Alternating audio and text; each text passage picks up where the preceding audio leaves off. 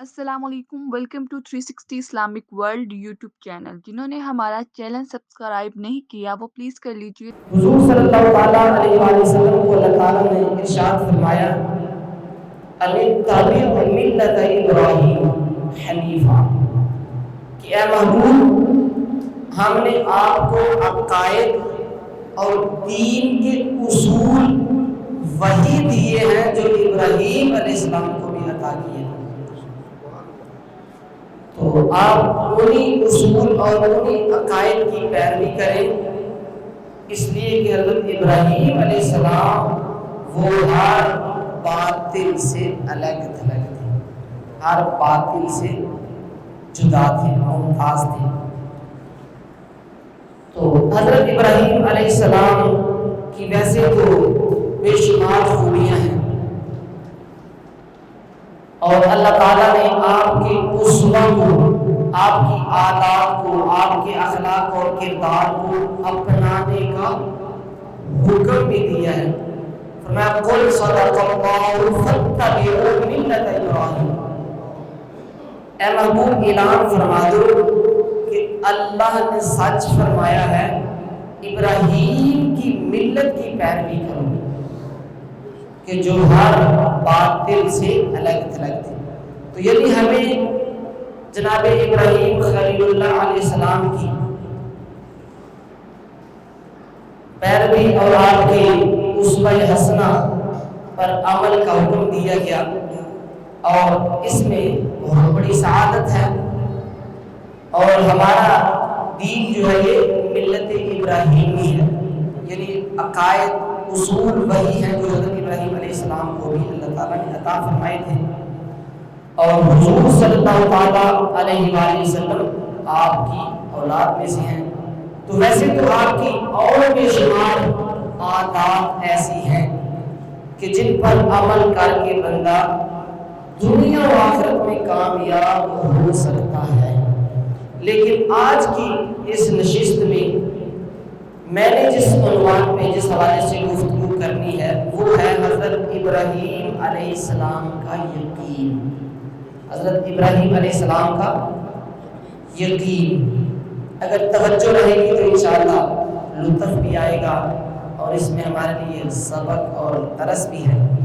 سب سے پہلی بات ہے یقین کہتے کسی، یقین اس علم کو کہتے ہیں کہ جس میں کوئی شک و شبہ نہ ہو، یقین اس علم کو کہتے ہیں جس میں کوئی شک و شبہ نہ ہو، یعنی جو اتنا مضبوط ہو، اتنا پختہ ہو، جو علم کہ اس کے الٹ کی طرف، اس کے خلاف کی طرف ذہن جائے نہ، ذہن میں خیال آئے نہ، اس کو کہتے ہیں یقین۔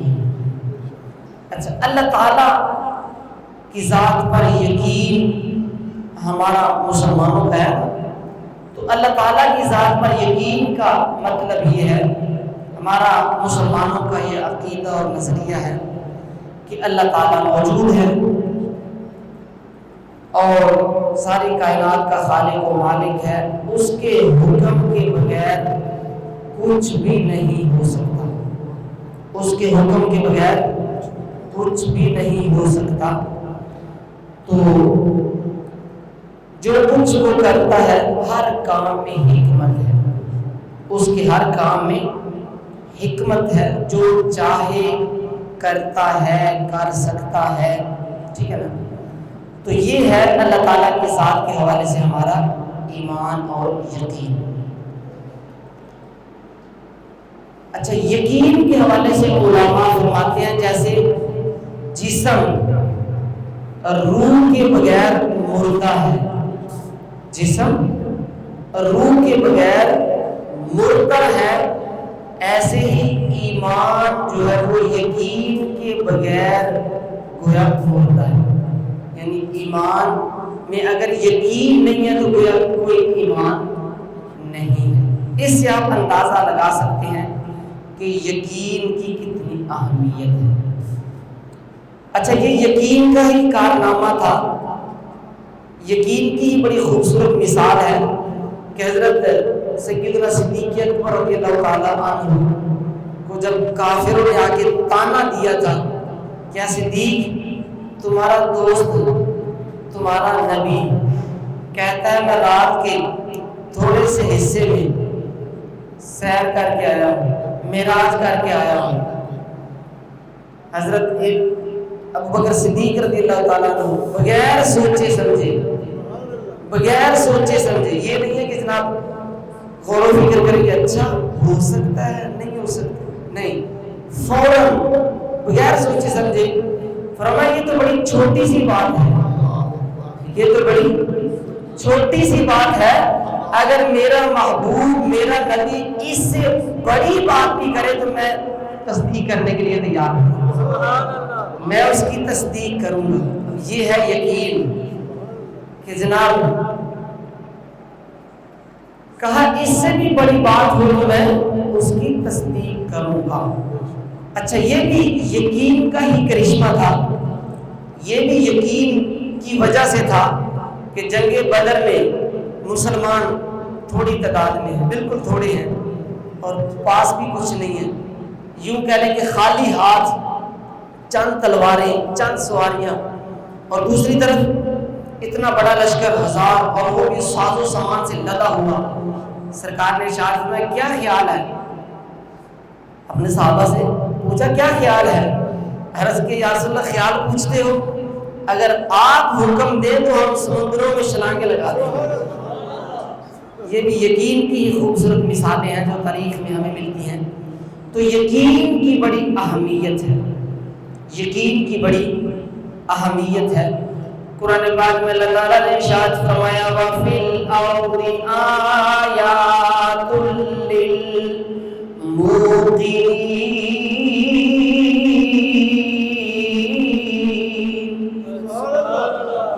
فرمایا یقین کرنے والوں کے لیے اس زمین میں نشانیاں ہیں، یقین کرنے والوں کے لیے.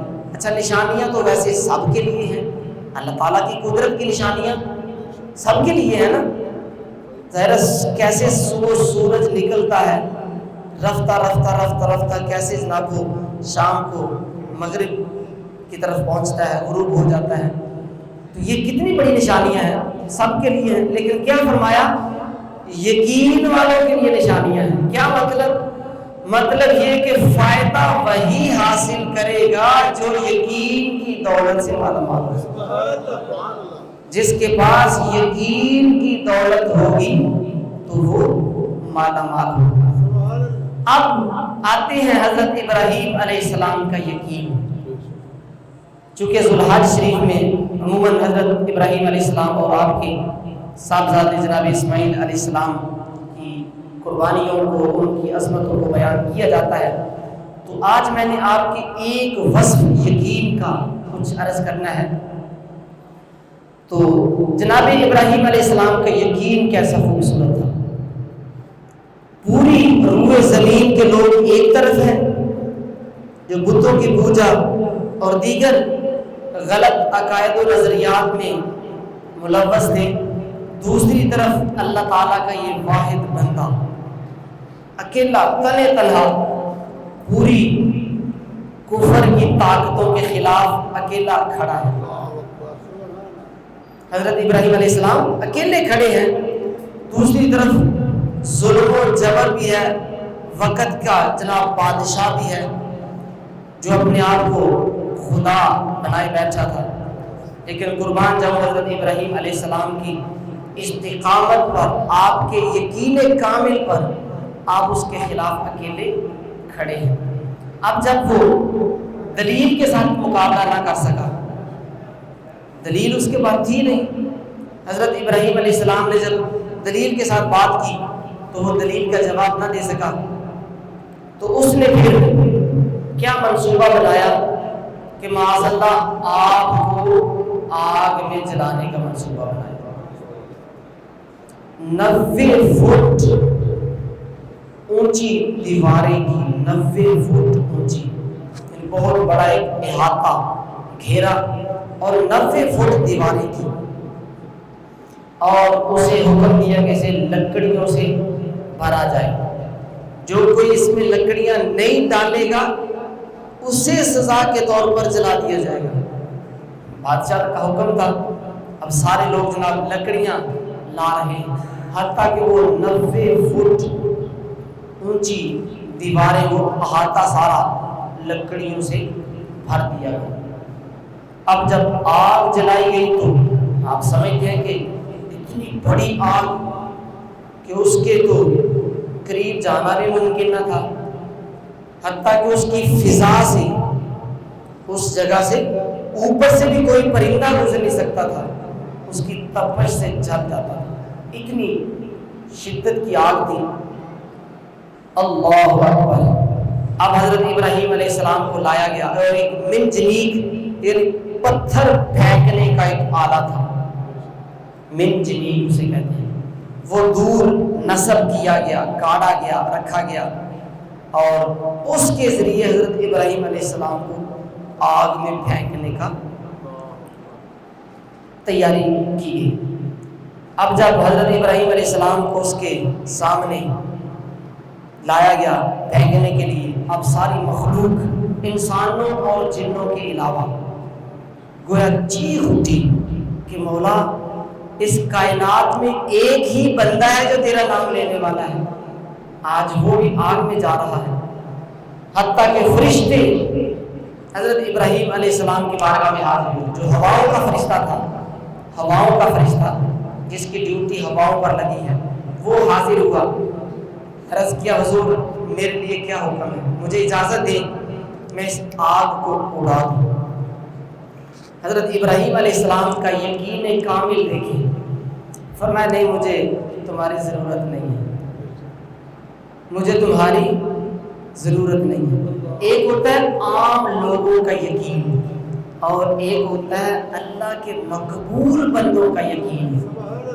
تو یہ حضرت ابراہیم علیہ السلام چونکہ نبیوں میں سرکار صلی اللہ تعالی علیہ وسلم کے بعد سب سے فضیلت والے نبی ہیں، سب سے شان والے نبی ہیں، یعنی یوں کہہ لیں کہ نبیوں میں دوسرے نمبر پر آپ کی شان اور عظمت ہے، تو آپ کا یقین پھر آپ خود سوچیں کہ کتنا مضبوط اور کتنا کمال کا ہوگا۔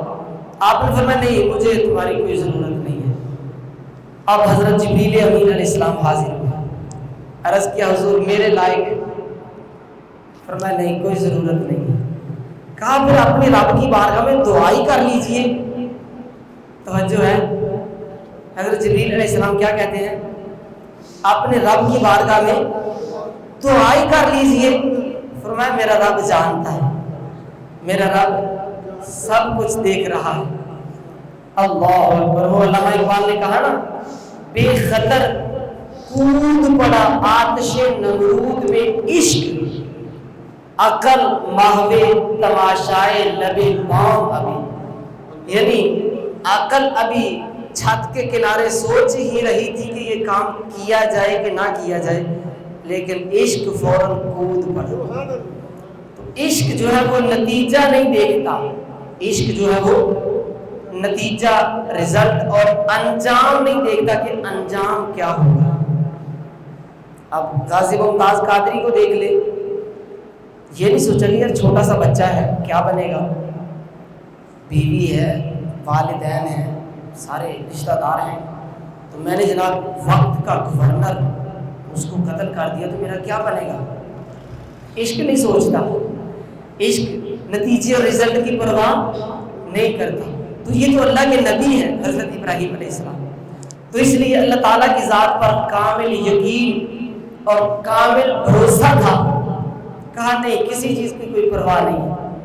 اب جب حضرت ابراہیم علیہ السلام کو آگ میں پھینکا گیا تو اللہ تعالیٰ کا حکم آ گیا، قُلْنَا يَا نَارُ كُونِي بَرْدًا وَسَلَامًا۔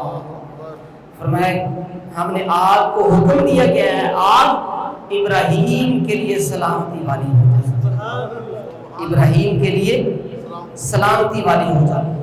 احباب ذی وقار، حضرت ابراہیم علیہ السلام فرماتے ہیں کہ جو نعمتیں مجھے، جو لطف مجھے آگ میں آیا وہ ساری زندگی نہیں آیا۔ جو لطف مجھے آگ میں آئی، ایک روایت کا مفہوم عرض کر رہا ہوں، فرماتے ہیں جو لطف مجھے آگ میں آیا وہ اس کے بعد ساری زندگی نہیں آیا۔ تو یہ ہے کہ حضرت ابراہیم علیہ السلام کا یقین کامل۔ اچھا یہ تو حضرت ابراہیم علیہ السلام تھے نا، آپ کے سارے گھرانے کا یقین بے مثال تھا۔ اب جب اپنے بیٹے، چھوٹا سا بیٹا ننھا سا بیٹا، اور وہ بھی بڑھاپے کی عمر میں ملا ہو، تو آپ سمجھتے ہیں کہ اس کی قدر و قیمت کیا ہوتی ہے۔ اولاد تو ویسے ہی اولاد ہوتی ہے نا، اس کا دکھ اور غم تو ویسے ہی برداشت نہیں ہوتا، لیکن جب بندہ بڑھاپے میں ہو اور پھر اللہ تعالیٰ اولاد عطا فرمائے تو اس کی تو اور زیادہ ایک مطلب قدر و قیمت، اہمیت اور ایک تڑپ ہوتی ہے ساری زندگی کی، کہ بڑھاپے کا سہارا ہے۔ لیکن قربان جب اللہ تعالیٰ کا حکم آ گیا کہ اس کو وہاں چھوڑو جہاں اب خانہ کعبہ ہے۔ اب حضرت ابراہیم علیہ السلام نے جب اپنے بیٹے کو، اپنے بیوی کو، جناب اماں ہاجرہ سلام اللہ علیہا، اب یہ بھی دیکھو کہ کس قدر یقین کامل ہے کہ اللہ کا حکم ہے، اللہ تعالیٰ انہیں ضائع نہیں کرے گا۔ کتنا یقین تھا جناب یہاں پہ جب چھوڑا، جس جگہ پہ اب خانہ کعبہ ہے، اس جگہ پہ چھوڑا، تو جب جانے لگے تو جناب اماں ہاجرہ سلام اللہ علیہا آپ کا دامن پکڑ کے عرض کرتی ہے، حضور کہاں چھوڑ کے جا رہے ہیں؟ ویران ہے، بیابان ہے، کوئی سایہ دار درخت نہیں ہے، کوئی کھانے پینے کا سامان نہیں ہے، کچھ بھی نہیں ہے، تو ہمیں کس کے سہارے چھوڑ کے جا رہے ہیں؟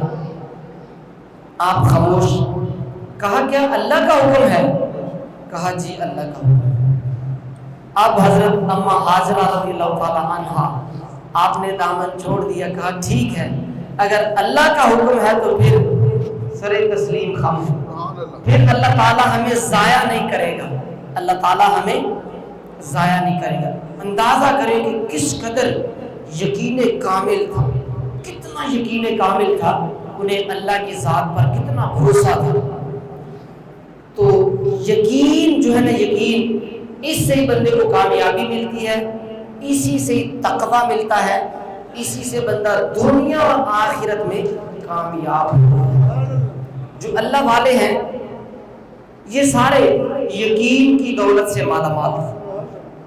مسلمانوں نے جو حکومت کی ہے پوری دنیا پر، اس کی وجہ یہی ہے کہ وہ یقین کی دولت سے مالا مال ہے۔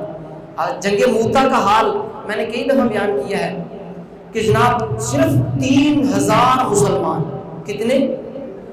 3000 مسلمان، اور دوسری طرف کافر 2 لاکھ، کتنے؟ 2 لاکھ۔ آپ ذرا سوچیں تو صحیح یار، ہے کوئی مقابلہ، ہے کوئی جوڑ کہ مسلمان 3000 اور کافر 2 لاکھ؟ لیکن آخر کون سی چیز تھی جو انہیں جناب بالکل بھی دنیا جہان سے بے نیاز کیے ہوئے تھی؟ انہیں بالکل کسی چیز کی پرواہ، کوئی ڈر خوف نہیں تھا۔ آخر وہ کون سی چیز تھی؟ یقین کامل تھا، یقین تھا نا اپنے رب کی ذات پر، ایمان تھا، یقین تھا۔ تو یہی وجہ ہے کہ علماء فرماتے ہیں جیسے جسم میں روح نہ ہو تو وہ مردہ ہوتا ہے، ایسے ہی ایمان کے اندر یقین نہ ہو تو وہ بھی گویا خالی اور مردہ ہوتا ہے۔ تو یقین جو ہے نا یہ بڑی چیز ہے۔ وہ علامہ اقبال نے کہا نا، غلامی میں نہ کام آتی ہیں شمشیریں نہ تدبیریں، جو ہو ذوق یقین پیدا تو کٹ جاتی ہیں زنجیریں۔ یعنی جب یقین کی دولت بندے کے پاس ہو تو پھر سب کچھ اس کے لیے ڈھیر ہو جاتا ہے، ختم ہو جاتا ہے، اس کے لیے کچھ بھی زنجیریں اور غلامی اور کچھ بھی اس کے لیے نہیں۔ لیکن اگر یقین کی دولت نہ ہو تو پھر بندہ ایسی ذیلی طور پر غلام ہوتا ہے جیسے آج کل ہمارا مسلمانوں کا حال ہے، اور خاص کر ہمارے حکمرانوں کا حال ہے۔ اب پچھلے دنوں وفاقی شرعی عدالت نے سود کے خلاف فیصلہ دیا، یعنی 20 سال سے یہ معاملہ جو ہے وہ عدالت میں لٹکا ہوا تھا سود کے حوالے سے۔ اب سود واضح طور پر قرآن و حدیث میں اسے اللہ سے جنگ قرار دیا گیا ہے، سود کو اللہ سے جنگ کہا گیا ہے۔ آپ بتائیں جو مسلمان ہو کے اللہ رسول سے جنگ کرے یا جنگ والے عمل کرے تو کیا وہ کامیاب ہو سکتا ہے؟ ایک طرف ہم مسلمان ہیں، ہمارا اللہ تعالیٰ کی ذات پہ ایمان اور یقین ہے، لیکن اللہ تعالیٰ فرما رہا ہے کہ لا تأکلوا الربا، سود نہ کھاؤ۔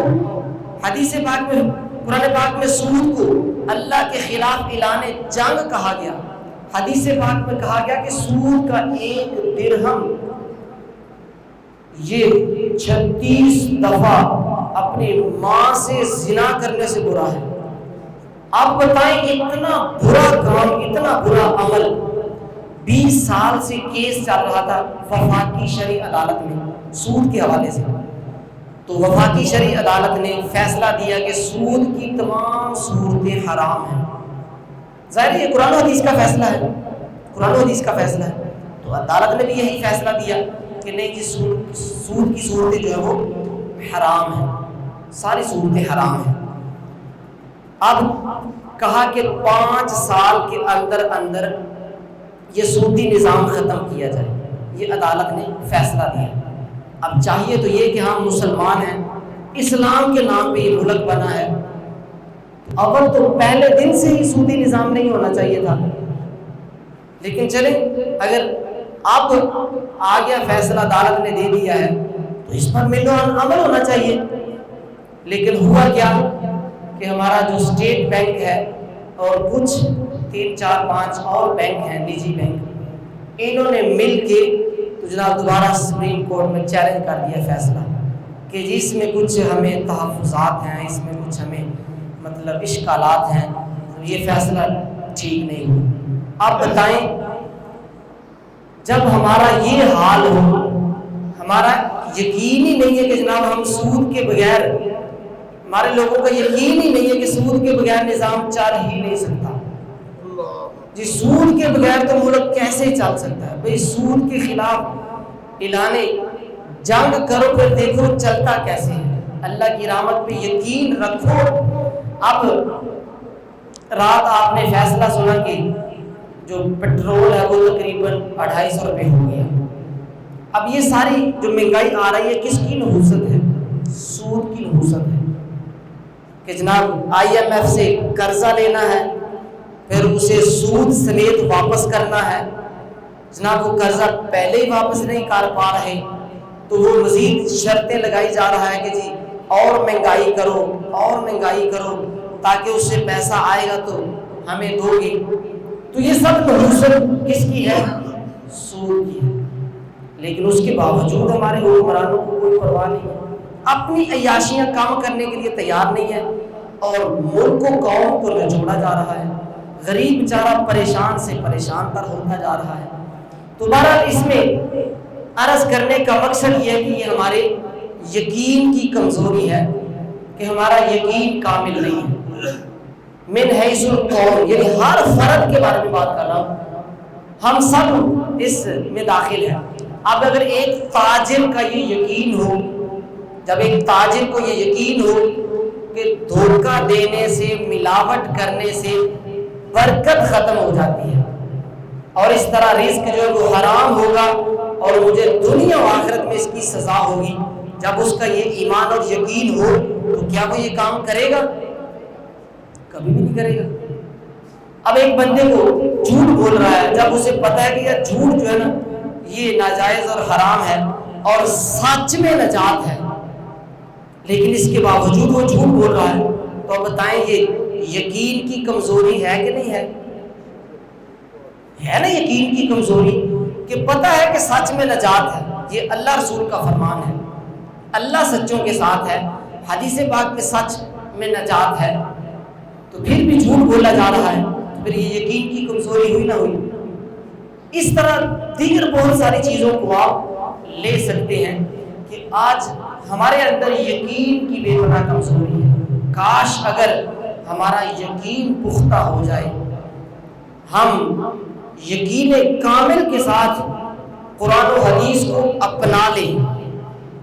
مسلمان ہے، ہمارا ایمان یقین ہے کہ جو اللہ اور اس کے رسول کے جو فرامین ہیں، اللہ اور اس کے رسول کے جو احکامات ہیں، انہیں پر عمل کرنے میں کامیابی ہے. یہ ہمارا یقین ہونا چاہیے. تو جب یہ یقین ہے تو پھر جناب سود کے بغیر بھی ملک چل سکتا ہے، بلکہ انشاءاللہ ترقی کرے گا. لیکن صرف کیا ہے، ہمیں اپنے رب کے فرمان پر یقین کرنا پڑے گا. یقین ہونا چاہیے عملی طور پر، صرف زبانی نہیں کہ بس ہم زبانی کہنے جی ہمیں یقین ہے اور عمل اس کے الٹ ہو، نہیں، بلکہ عملی طور پر ہمیں یقین کرنا ہوگا. تو یہ حضرت ابراہیم علیہ السلام کی سیرت اور آپ کے گھر والوں کی سیرت اور کردار کے حوالے سے، یقین کے حوالے سے عرض کر رہا تھا کہ کیسا ان کا پختہ یقین تھا، کیسا پختہ یقین تھا. تو اب آخر میں قربانی کے حوالے سے کچھ مسائل عرض کرتا ہوں. قربانی کس پر واجب ہے؟ قربانی مسلمان عاقل یعنی عقل مند بالغ، جو جوان ہو جائے، بالغ ہو جائے، اسی طرح جو مقیم ہے یعنی مسافر نہیں ہے، مقیم پر، اسی طرح جو مالک نصاب ہے، مالک نصاب ہے، اس پر قربانی واجب. اب سنیں ذرا، ادھر توجہ میری طرف رکھیں. مالک نصاب کون ہے؟ مالک نصاب کون ہے؟ تو جس کے پاس اپنی ضرورت سے زائد 52.5 تولے چاندی، 52.5 تولے چاندی کی قیمت کے برابر رقم ہو، اس پر قربانی واجب ہے. تو یہ کتنی بنتی ہے؟ یہ موجودہ ریٹ کے حساب سے، جو ابھی مارکیٹ میں ریٹ ہے، تو اس حساب سے یہ تقریباً 82,000 کی بنتی ہے. چاندی 52.5 تولے چاندی کتنے کی بنتی ہے؟ 82,000 کی. تو آسان لفظوں میں آپ یوں کہہ لیں کہ جس کے پاس اپنی ضرورت سے زائد ہے. اپنی ضرورت سے کیا مراد ہے؟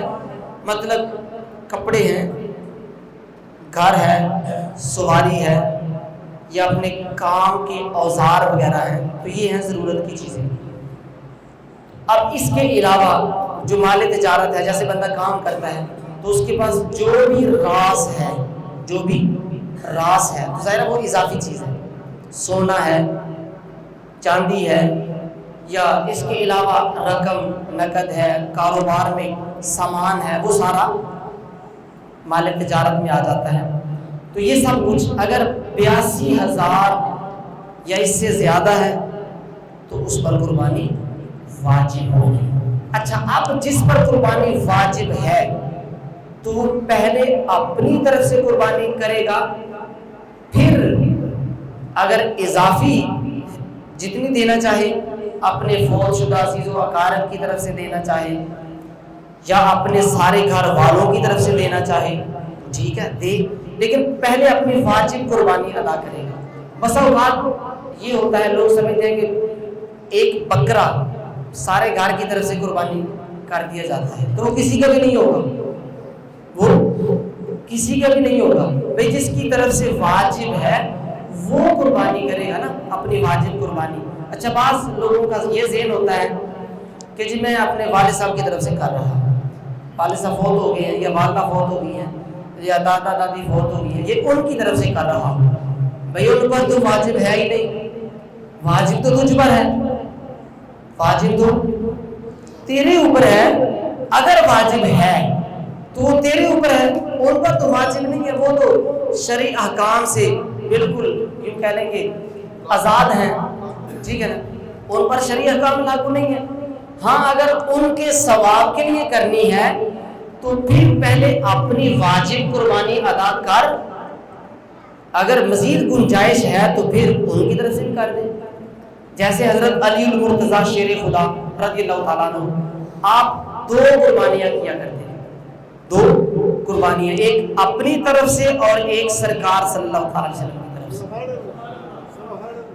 تو اگر گنجائش ہے تو اپنی قربانی کے علاوہ کرو جس کے لیے کرنی ہے. تو یہ اس حوالے سے ضروری چیز کی وضاحت ہے. جی آپ جو ہے وہ اپنے عزیز کو بھیج سکتے ہیں آپ، یعنی قربانی تو اپنی طرف سے ہی کریں، اپنا واجب ہی ادا کریں، لیکن یوں نیت کر لیں کہ اس کا ثواب جو ہے یا اللہ اس کا ثواب ہمارے فلاں عزیز کو عطا فرما. تو یہ ٹھیک ہے. جیسے ہم باقی ایصال ثواب کرتے ہیں، 40ویں کا 10ویں کا، یا مطلب مسجد میں پیسے دیتے ہیں فلاں کے ایصال ثواب کے لیے، تو اس میں بھی یہی کنسیپٹ ہے کہ ان کو ثواب پہنچتا ہے، ہمارا ایمان اور یقین ہے. تو ایسے ہی قربانی اپنی طرف سے واجب کی، واجب ادا کیا، تو اس کا ثواب آپ بھیج سکتے ہیں اپنے عزیز کو. اللہ کی بارگاہ میں عرض کرتے مولا اس کا ثواب فلاں عزیز کو عطا فرما. تو بہرحال یہ ایک ضروری مسئلہ تھا جس کی وضاحت کر دی. دوسرا ناخن اور بال تراشنے کے حوالے سے عموماً پوچھا جاتا ہے. تو چونکہ آج یکم ذو الحج ہے، تو حدیث پاک میں ہے کہ جو قربانی کرنا چاہے تو وہ بال اور ناخن نہ کاٹے. اچھا یہ مستحب ہے، یہ کیا ہے؟ مستحب ہے، یعنی اچھا ہے اگر کوئی بال نہ کاٹے، ناخن نہ کاٹے، اچھا ہے. اس میں حاجیوں کے ساتھ مشابہت ہے، حاجیوں کے ساتھ مشابہت ہے، ان کی طرح کا ایک کام ہے کہ وہ بھی حج کے دنوں میں احرام کی حالت میں بال ناخن وغیرہ نہیں کاٹتے. تو اس میں یہ واجب نہیں ہے، ضروری نہیں ہے، مستحب ہے، اچھا ہے، بہتر ہے. لیکن اگر کوئی کاٹ لیتا ہے تو اس سے قربانی میں کوئی فرق نہیں پڑتا. بعض لوگوں کے ذہن میں شاید یہ ہوتا ہے کہ اس سے کوئی قربانی میں کوئی فرق پڑتا ہو، ایسا نہیں ہے. یعنی قربانی کے ساتھ اس کا تعلق نہیں ہے. اچھا ہے جنہوں نے قربانی نہیں بھی کرنی وہ بھی کر لیں، اس پر عمل، اپنے بال اور ناخن نہ کاٹیں. لیکن اس میں ایک چیز ہے، اگر پہلے ہی جناب مہینہ ہو گیا نہیں کاٹے تھے، ناخن بال وغیرہ نہیں کاٹے تھے، اب یہ 10 دن مزید انتظار کرے گا تو 40 دن ہو جائیں گے. تو 40 دن سے پہلے کاٹنا تو ویسے ہی لازم ہے، تو اس لیے اب اس کے لیے لازم ہو جائے گا کاٹنا. تو اللہ تعالیٰ ہم سب کو عمل کی توفیق عطا فرمائے. اور نماز عید کا اعلان انشاءاللہ آئندہ جمعہ میں کر دیا جائے گا.